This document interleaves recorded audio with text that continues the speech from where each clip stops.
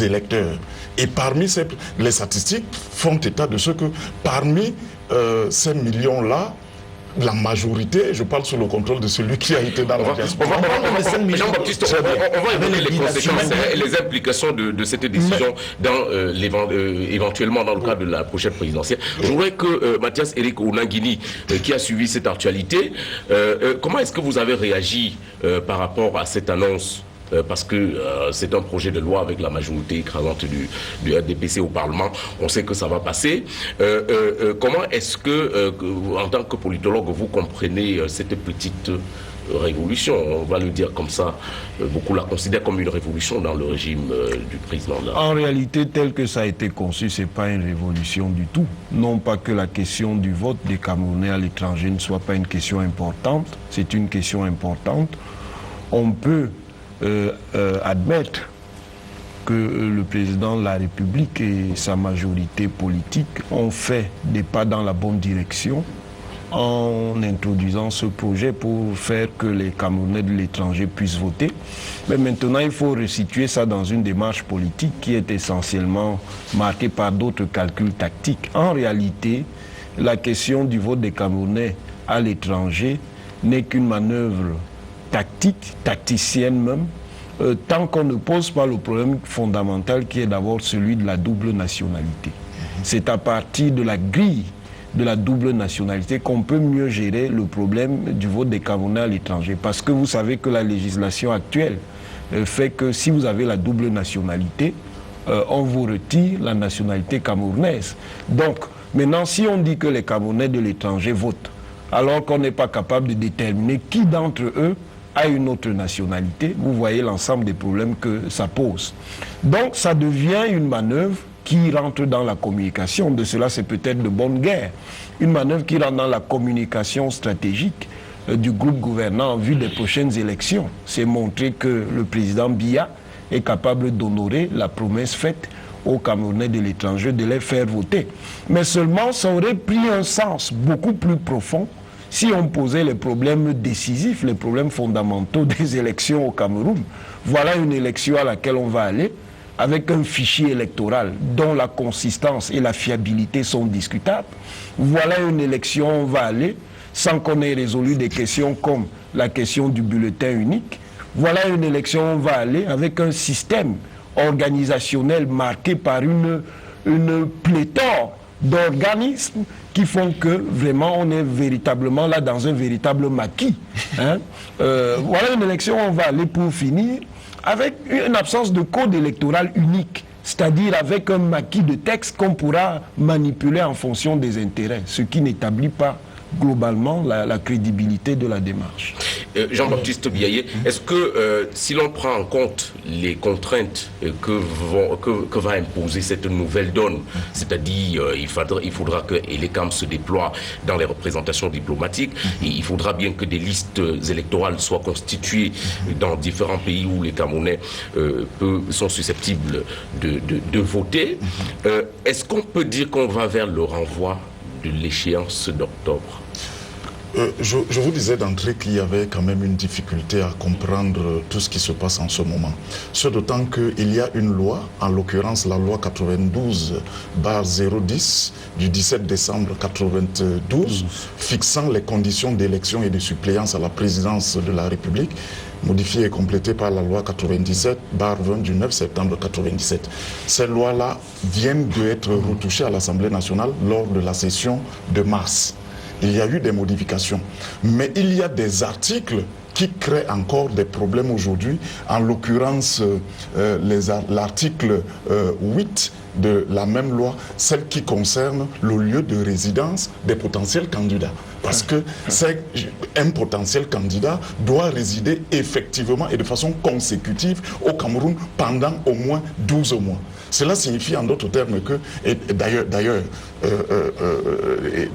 la loi permet, si les Camerounais de la diaspora ont la possibilité de voter aujourd'hui, il faut dire que ils peuvent simplement être électeurs, mais difficilement être éligibles, compte tenu justement de cette loi numéro 8 qui marque la résidence effective pendant 12 mois au Cameroun.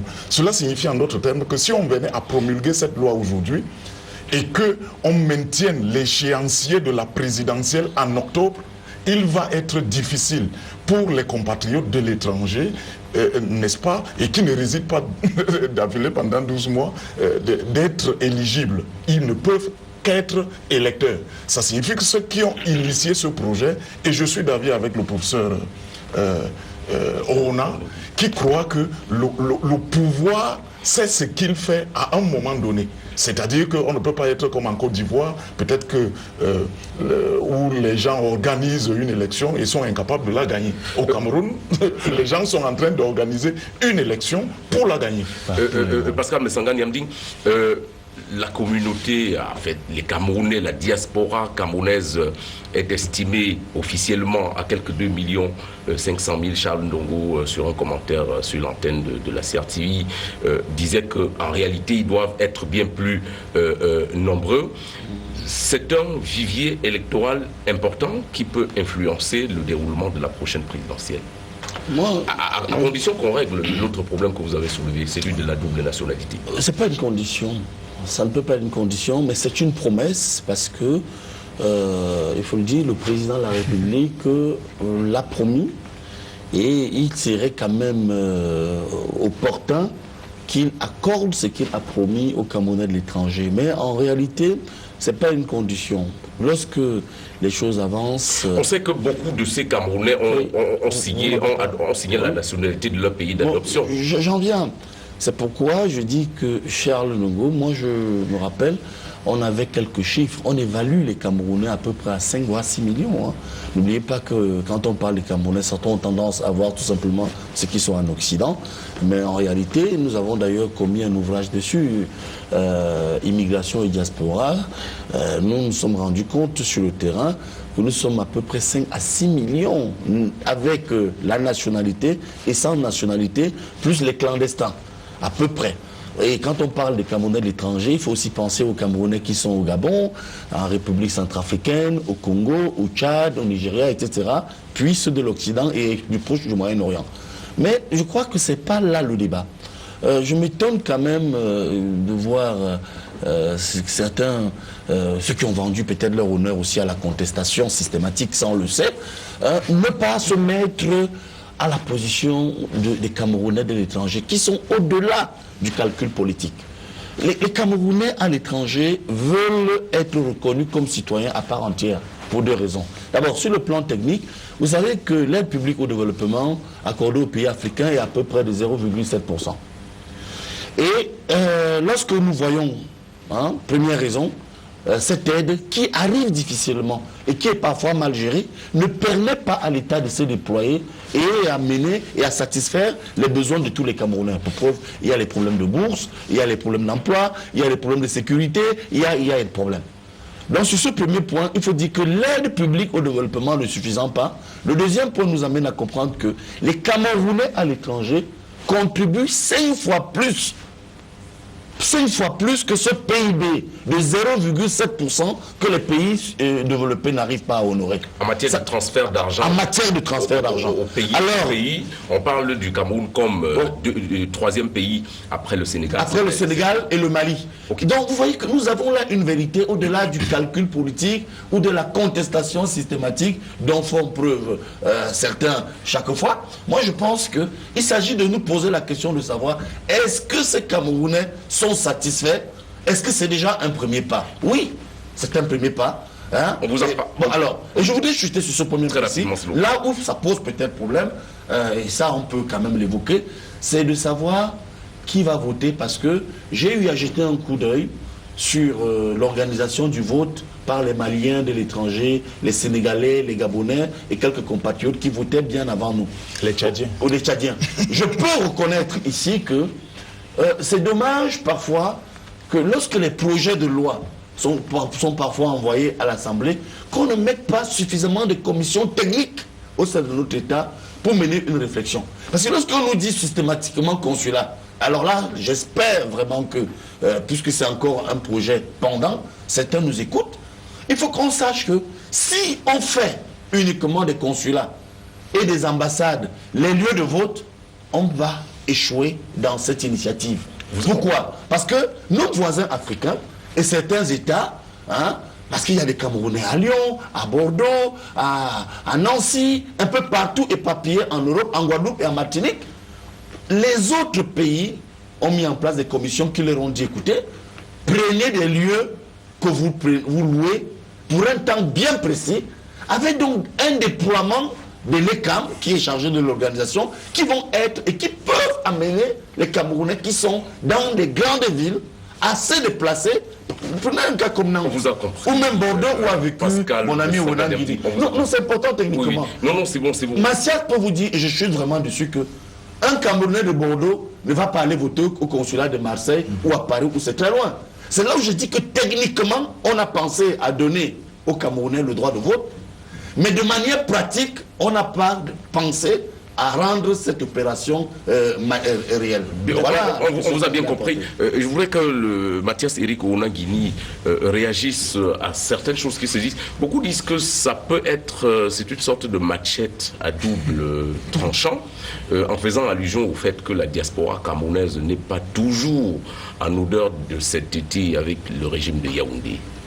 Non, le régime sait parfaitement ce qu'il fait. C'est une manœuvre pour capter un électorat dont n'est pas sûr qu'il a acquis. Non, dont les groupes concurrents n'auront aucun moyen de déterminer si son adhésion électorale en faveur du régime est valide ou non. Ce sont des stratégies et des tactiques bien calculées. Il ne faut pas croire que les gens du régime sont des idiots. Ils savent parfaitement ce qu'ils font.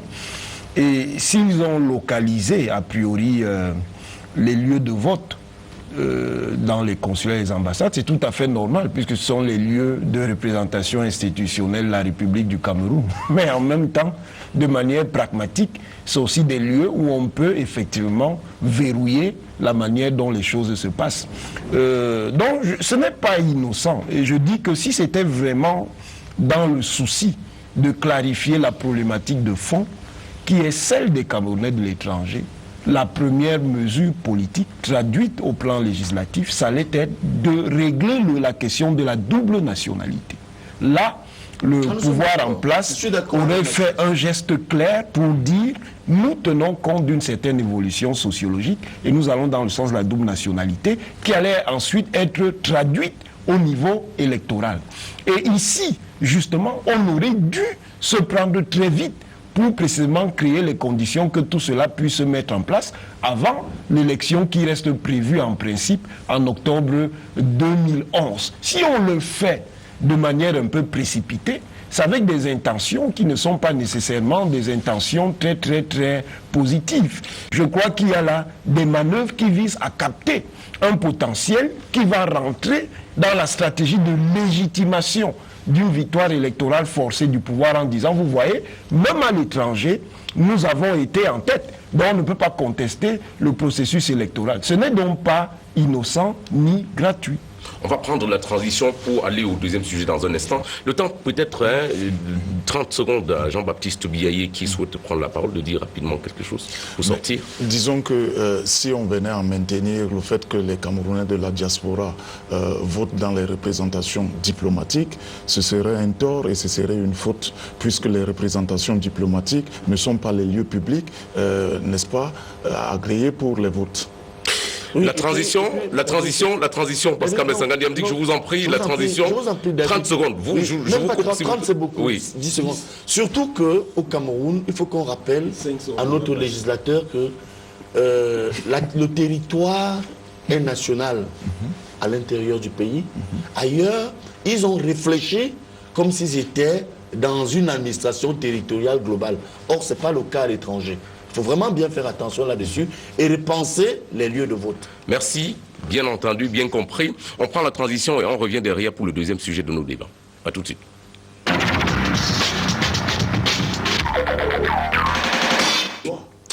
Le président de la République a signé vendredi